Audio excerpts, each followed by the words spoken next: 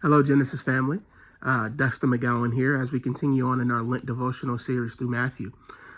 Today we'll be focusing on Matthew 13, verses 24 through 58.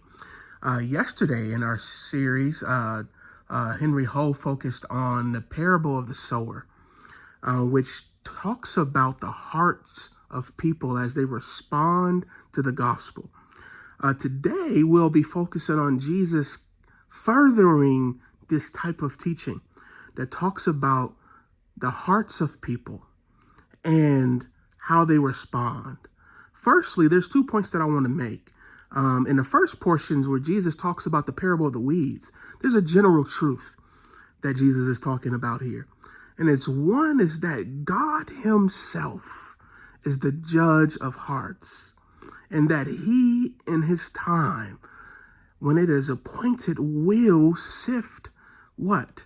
The wheat from the tare, right? The weeds from the wheat. And it is not our job to speculate about who is faithful and who will be in heaven and who will not be. Because we do not have the ability, though we might desire it, and though we might think ourselves mature, we do not have the ability that God has to see the hearts of people. That Jesus knows our hearts. And in the end, he will make the distinction between who is faithful, who belongs to him, and who does not. It is important for us to trust that work to the Father, to Jesus, so that we do not play the role of God in our lives, because we can be mistaken. It can be those whom we really believe are part of the fold and are faithful, have given their lives to Jesus, and they really haven't. They've really been playing a part in doing all of these things for their own selfish gain and glory, and we would have been fooled. And then there's those whom have had an up and down rocky relationship of faith, but have given themselves to Jesus.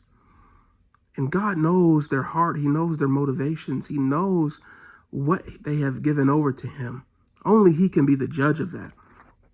And secondly, he begins to tell this series of parables that reflect the heart of the person who has given themselves over to Jesus completely. And it is that they have heard the gospel, and it has become their greatest treasure. And the reason that they know that it has become their greatest treasure is because they have been willing to give everything that they have over in order to follow Jesus completely, to have this treasure and to have it be the obsession of their lives. The question for us is, what are we willing to give over in order to follow Jesus? Anything that is short of everything, our lives included, is not enough. Jesus makes it clear in these parables that he expects us to be willing to give everything to him. Are we willing to give our lives? Is the gospel, is Jesus our greatest treasure that we'll be willing to trade everything for? That is the question to ponder this morning. Not for us to obsess, which sometimes we do, over who belongs in the kingdom and who does not belong in the kingdom.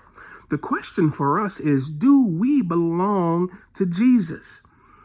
And we know that by if we are able to show that we have been willing to give everything over for him. If we're not willing to give everything over for him, we do not belong to him. We belong to the thing that we are not willing to give up for Jesus. Whatever we're holding back from him is really what we worship and what we love.